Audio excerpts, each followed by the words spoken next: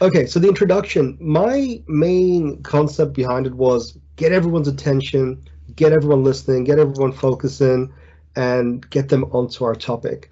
So we're talking about Harmony Day. We talked a little bit about the relevance of Harmony Day, talked a little bit about diversity, and yeah, just got them hopefully a little bit pumped up, a little bit excited. So what we've done is create a lesson, a mock class about the group research on a country that they are assigned to, and based on 5 questions that is given by the teacher. So that is one part of the scaffolding, and 5 more facts that they find interesting, and present their findings in a form of a poster. So that is their group work that they can do it with the teachers from. So the main role of the teachers is just to support the students to reach their zone of proximal development by scaffolding and thinking prompts, and be supportive, be as supportive as possible. Keep in mind that each student has different background and different characteristic. So our role is really to ensure that all students can involve and benefit from this activity. And during the class, there are multiple kind of activities that happening. Researching using technology and scribbling to write down their ideas and their finding, and then they can discuss with their group mates, and finally making poster and present it to the classmates. And we tie it all together by the Kahoot quiz. Mhm. So why we've done it is to ensure that the lesson be expensive. So we have different kind of activity happening, like I just name it, like um, being interactive with scribbling, discussing, presenting, Kahoot, and researching using technology as well. So they have different kind of material to explore with, and they work by themselves, work together, and work with teacher to ensure that they all engage. And we this class is just to have to affirm students to be confident of their background and share that with other students, and they are to be challenged as well. So they need to learn about other countries through quiz, through questions, and through research.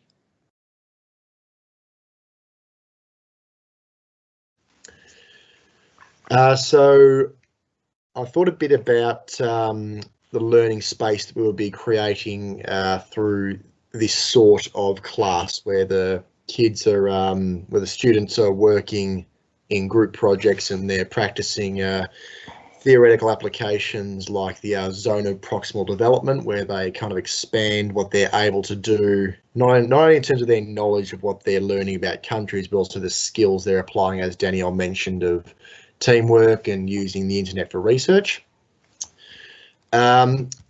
So when I did the summary that was talking about the skills that they learned as well as the information that they learned, I really wanted to create a space where the students were understanding that learning is deliberate and that you can focus on learning something, as well as sometimes accidental. Like they wouldn't have been thinking about the fact that they would be developing these certain sorts of skills. Mm-hmm. So not only were we helping them to develop the cultural awareness, which of course was the deliberate element of Harmony Day, we were also getting them to practice more independent learning skills. So if we were to refer this to theoretical analysis, you're talking Person and Gracer in 1999 talking about the structuring of positive independence that can come when you get students to work in teams, and they practice teamwork and delegation and collaboration to achieve a project. I really loved it that in the space that we created that was this lesson, that there were so many ways in which the children in the class were able to be learners. So the obvious one, they were researching online about their chosen country. There were teacher prompts, so like Dan was doing, prompting the students to look into further information or really figure things out for themselves. They learned through listening to their classmates and observing as well. They learned through speaking, through presenting to their class. They became more confident with the knowledge they'd gained and what they learned. But I think one of the most important things that happened was how they worked together and they learned through each other. And I'll quote from our theorist, Vgotsky, learning awakens a variety of internal development processes that are able to operate only when the child is interacting with people in his environment and in cooperation with his peers, which is exactly what they were doing in our class.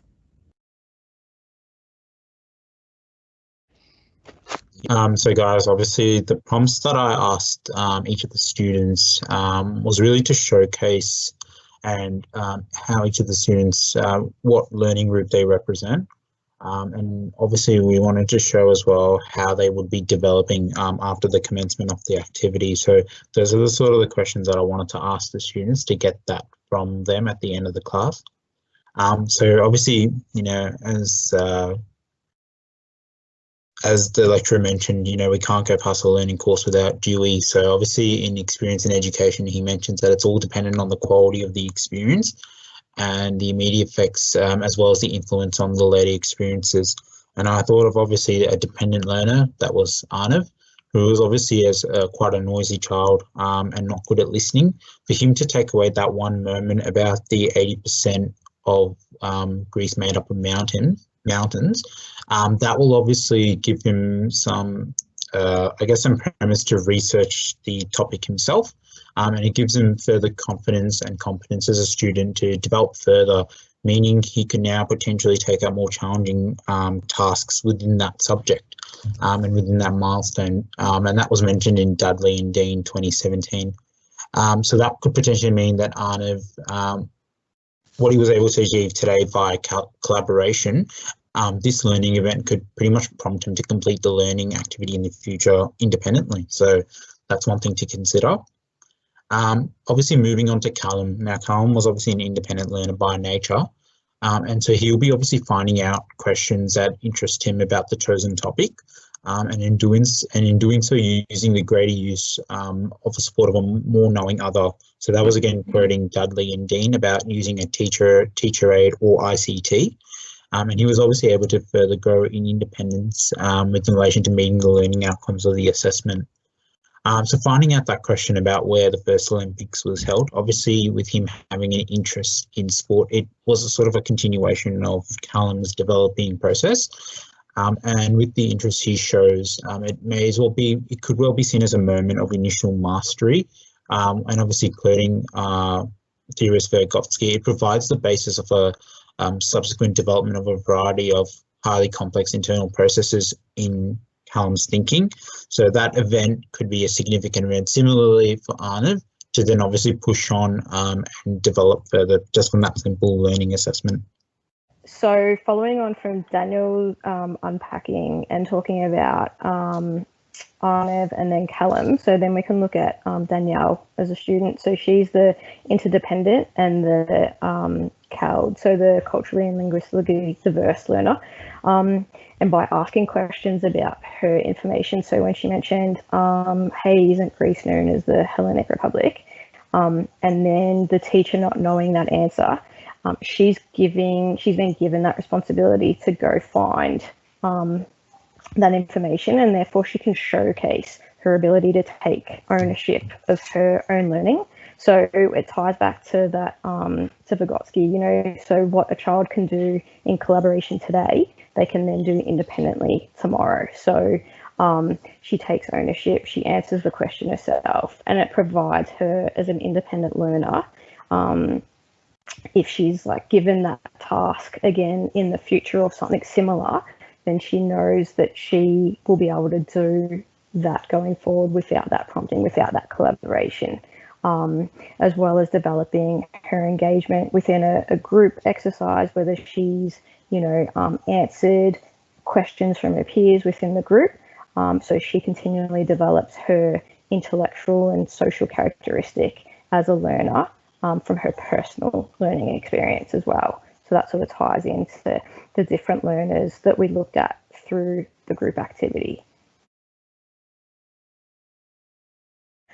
All right, so the reason we decided to break them into groups for the activity was to showcase the collaborative learning. So you broke them into groups of sort of 3 or 4 students, and it ties back to Vgotsky in terms of the distance. So he's got a quote here: the distance between the actual development level as determined by interdependent problem solving and the level of potential development as determined through problem solving under adult guidance or in collaboration with more capable peers.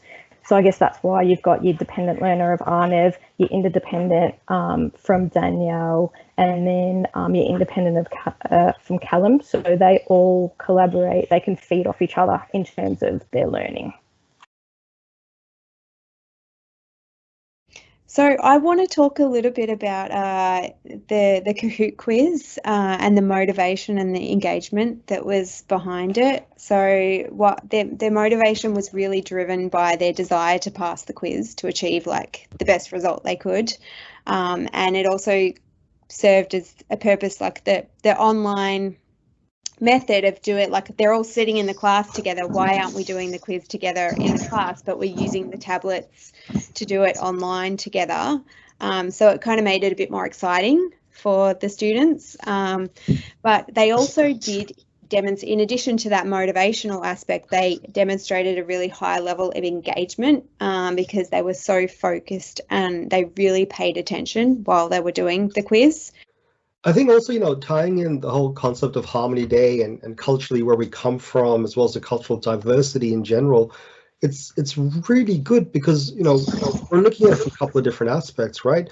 We're looking at it from the overview of tackling discrimination, but we're also looking at it from our classroom dynamic, being in the city of Melbourne, being in such a multicultural environment, getting to understand our cultural aspects a bit better, whether it's historic, whether it's geographic, whether it's sports, whether it's food.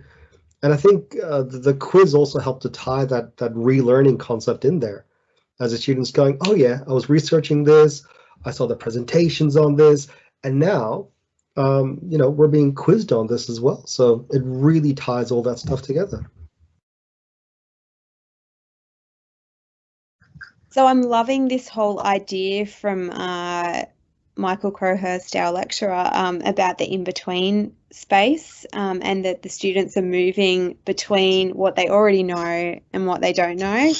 And I think our class really demonstrated that the students had some sort of knowledge of different countries and different cultures before they went into this task, and after completing that task, they were able to reach a point where they hadn't known when they were starting out. So they were really acting in this in-between space.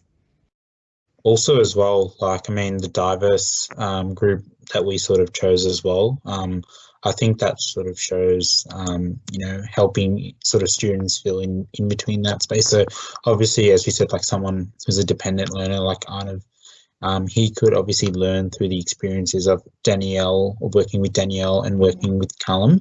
So indirectly, he, through that peer-to-peer learning, he's not only able to get, as I said, a learning moment out of the learning activity, but then also as well, he has the ability, he's developed the ability to, learn things from his peers, and then also realizing that, I can actually contribute to the assignment. And so he's working, with them and using their experiences to, build up his own experience. So, yeah. I think another benefit of the way we structured the class, in terms of that it began with the teacher giving an outline instruction of the requirements and details of the project, but then taking a step back to allow the students to do the work more or less independently in their groups is it was a good example of scaffolding, where the teacher would allow the student to see if they could push themselves in being able to work and learn and produce the project more or less independently.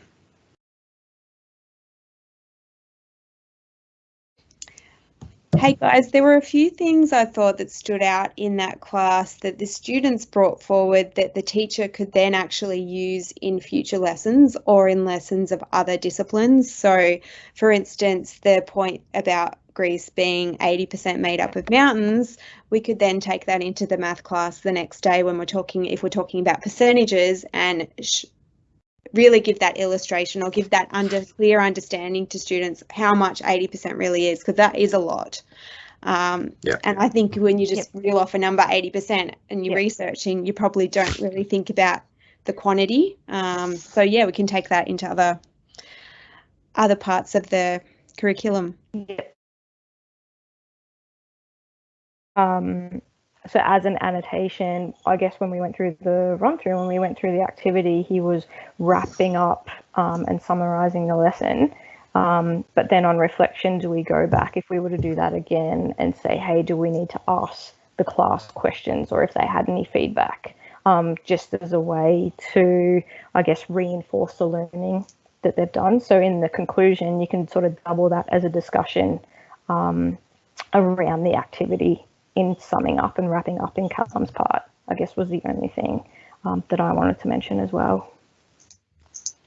So that would be one annotation I would put on the activity if you were to do a reflection.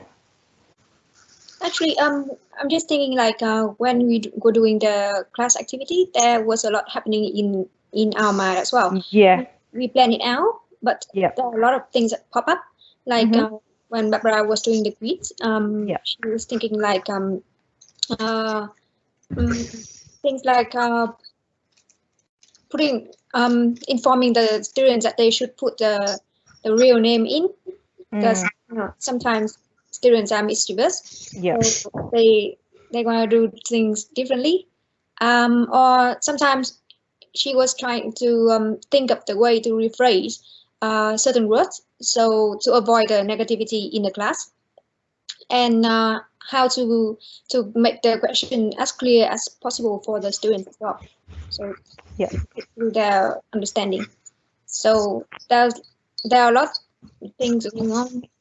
Yeah, a lot of things to reflect on, and definitely. And to tie in on that, so it's like you have a plan and you want to run through everything, but in your head, as you're presenting or giving instructions or checking in with the class, you're mentally trying to make a note too of whether you've hit everything, whether you've told them everything they need to be doing for the activity, whether you're asking enough prompting questions to help reinforce the learning too. I think, like, once you run an activity and now we can reflect on it, if we were to run it again, there were probably things that we would change, because it's like, you know, it's that whole thing, you practice, and then you put it all together. So you're probably never going to get it right the first time, only on reflection. If you were to run an activity of a similar nature going forward, would you then learn from what you did wrong or what you didn't like and put that into practice for the next time or into your next lesson going forward? That was the only other thing I would probably say on that too. Yeah, it's a really good point. I mean, at the end of the day, teaching is a service, right? And, you know, one of the characteristics of a service is variability, meaning, like, you know, we could do the same activity, you know, several times over, but it's going to be variable. Some days at this level, some days at this level, some days we add a little bit more here and take out a little bit from here. And I guess that's where that reflection comes in really handy. Definitely. So we need to be able to adapt as teachers within the space created. Exactly. Yeah. 100%. 100%. Yeah. And know that within that space, things are fluid and always moving. Yeah. It all sounds so familiar. Yeah. Because it's not always one thing happening in the space. There's multiple things happening. Yeah. And I think, you know, by posing a question to the students in the conclusion, the learning space goes out of our classroom and then continues with the student as they Yeah, off into as their they're heading out.